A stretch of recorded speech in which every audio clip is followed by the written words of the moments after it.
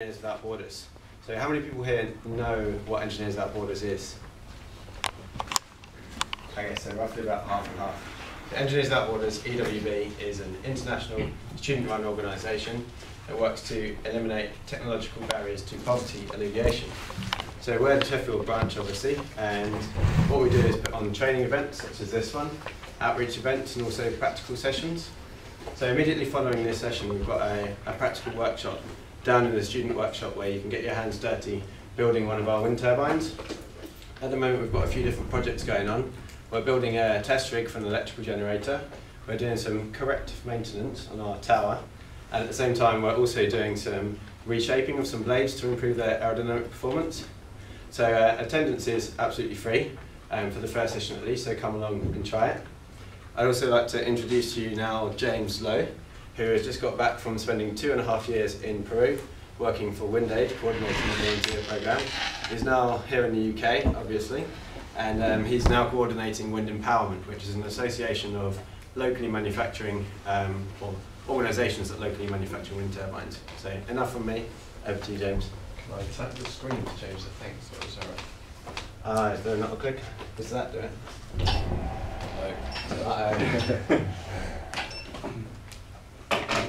I'll do it from here. I can give you a clicker if you want. Yeah, okay. As Don said, my name's James. For the last 2.5 years I've been working in Peru in South America with an organisation called WindAid. We were building wind turbines for communities with no electricity and working towards creating awareness and promoting wind energy in South America. I'm going to talk to you today about how wind turbines, more specifically small ones that are between 500 watts and 2.5 kilowatts, how they're used for rural electrification, and also what it's like to work on these projects. What you'd imagine it to be like sitting from here is not always what it's like being in the country and having the challenges you face there as well. This is a wind turbine built by the EWB branch at Sheffield recently. It is based on the design by a guy called Hugh Piggott, who's been building home-built wind turbines for the last 30 years or so. He didn't come up with the idea, but he came up with a way to market and promote the design, that it's very simple to make, low cost and easy to build, and it's created a sort of recipe book for building your own wind turbine. And over the last 30 years, lots of different people have been building their own DIY wind turbines for various reasons. And in the probably last 10 years or so, a number of organisations around the world, NGOs, for-profits, individuals have been building their own version of this for giving electricity to people that either don't have access or creating new jobs, new businesses, things like that. This is one built by the guys at Sheffield. If I skip through, people are building them all around the world, their own take on the design. You can follow the fundamental concept of it and just make it bigger, make it more powerful, change it however you will, depending on what you've got available where you're working. So this one particular one is with an NGO called Blue Energy in Nicaragua. This one is with an NGO called the Clean Energy Company in Mozambique. And this is Comet Me in Palestine. Next one, and this is actually the WindAid one of the ones we built in Peru. They've all got their own design to them, most commonly wooden blades. The WindAid one we use carbon composites, so fiberglass and carbon fibre. But they all work the same way, it's using permanent magnets to generate electricity. And they're also building them in Tibet. Basically, all around the world, every continent, somebody is building one of these wind turbines from the Hugh Piggott design. So that brings me to the point that a lot of people do research on wind turbines, and some people want to kind of reinvent it. A lot of people say it's the technology that's going to help solve the energy crisis. Whatever it's there, the technology for small and low-cost wind turbines, I believe it already exists. You can build your own wind turbine. Okay, it's not professionally made, but it does work, and it's low-cost and it's simple to do. So instead of trying to reinvent the turbine all the time, it'd be nice if organisations would start implementing and building them and using them for rural electrification. In the UK, obviously we have electricity, it's not the same purpose. People do it if they may be off-grid or if they want to use green energy. Lots of places abroad, especially developing nations, they have low electrification rates and there's just no options for electricity. So people living every day, no lights, no power, nothing. But if you implement the wind turbines in the right way, you install them in the right places with the right people, and you make a big project out of it, it can have a great impact. Even though it's a turbine that you can build it yourself in a week from parts just lying around, kind of. The first way these wind turbines are being used is to power homes.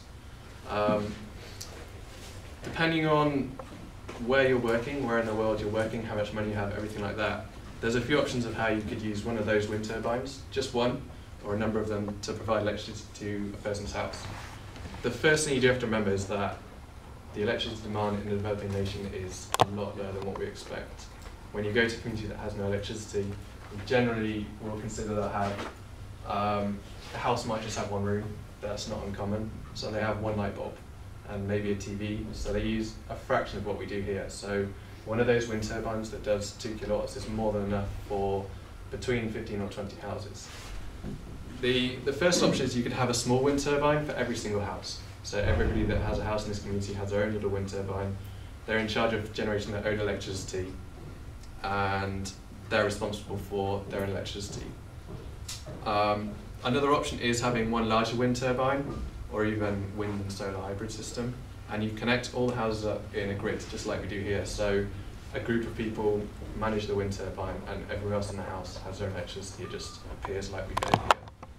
And the third option is having one large wind turbine, and instead of connecting each house up with a cable, someone has to walk with a car battery from their house to the wind turbine, charge it up, and a few hours or a day later walk back home and plug it into the house again. Although that doesn't sound great, having to walk 20 minutes, half an hour to get electricity and come back and recharge, it's a lot better than not having electricity. And whether you can do that option or the first option, a turbine per house, or the second one, depends a lot on a few things. The community, so where are they based, what do they need exactly, what technology you have available. Not everybody can build a 2.5 kilowatt wind turbine. Some people might have solar panels at their disposal as well. And also how much money you have to spend. Because building a small wind turbine per house is more expensive than the two options. And so if you want your project to be successful and to be able to do lots more of them, you need to consider that the lower cost of a project, the more projects you can run. An example of an organisation using one turbine per house is an NGO called Soluciones Practicas. They're based in Peru, and they work with Practical Action, who are based in the UK. In a few years ago, with 3 communities in the north of Peru, in the Andes, they ran projects giving every house in the community a small wind turbine, one of those wind turbines that you can see above, and it was between 100 and 500 watts. The project was funded by a few NGOs around the world, Germany, the USA, and I think each community had about 40 homes in it, and each home got a wind turbine given to them. The community didn't really have to pay much money to get it. They're involved in other ways, but it was a pilot project to see whether it would work. Obviously the benefits of giving electricity to a house without it are quite obvious. You can use it for lights at night, or for TV, or the essentials that we live with now. You can gain from not having had before.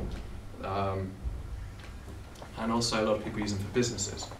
But there are problems with having with one wind turbine per house. You can see here on the right, the woman next to the wind turbine, it's only on a 4-metre tower, and that's a 100 watt wind turbine. So it's not going to make much electricity, and that high up it's not going to generate much power because there's not as much wind at 4 metres. And the other problem is that you're limited by where you can put them. You put it right by a house. If there's no wind by that house, then it's pretty much pointless. It's just a nice statue. So while it's a nice idea that everybody gets their own energy generation system, in reality it's not necessarily the best way to go.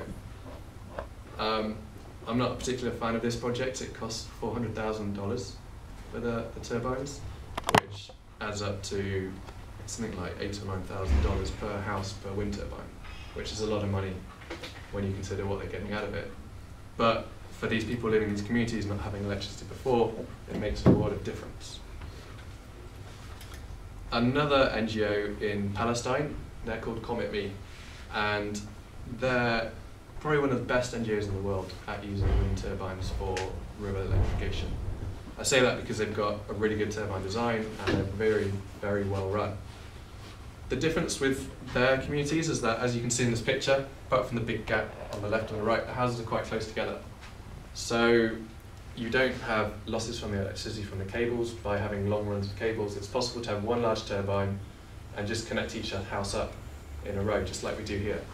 The benefits are that a larger wind turbine, the cost is not proportional to small ones. So 5 small turbines generating 100 watts compared to a 500 watt wind turbine, the 5 will cost more than the one on its own. So it's a lot cheaper to have one larger one than lots of small ones. And also you can put it in the location in the community that has the most wind. So it's actually a lot more cost effective if you can use one large turbine and find a way for that to work than to have lots of individual ones. So where's the turbine? It's not shown in that picture. You can see the solar panel at the front, to the left of the long barn. Just here. It kind of goes up there. It's kind of in the process of being installed. Yeah. That was kind of just to show an example of what the community looks like. I understand. So what Comet Me do is, on the next slide, they actually install one large wind turbine and they connect all these houses up, and each house has its own meter, and it's a prepaid electricity meter. So if they want electricity, they have to go to someone in the community, pay the money for, say, 10 kilowatt hours of electricity, and the meter gives them that much. When they run out, they have to go back and pay more. So the communities, well, actually the NGO has a 100% collection rate on payments, which is unheard of in a lot of places. Communities in the house, they get to understand how much electricity they're using and the cost of it. And so basically the NGO is working as a renewable energy utility company, providing green electricity to no one that has it in new regions and in a cost-effective way. The only problem with this model is that the NGO is subsidising the cost of electricity still. So they pay for the wind turbine to be installed, they cover maintenance costs. Even though the community are paying back for the electricity, they're paying at a rate lower than it costs, because the cost of electricity in Palestine is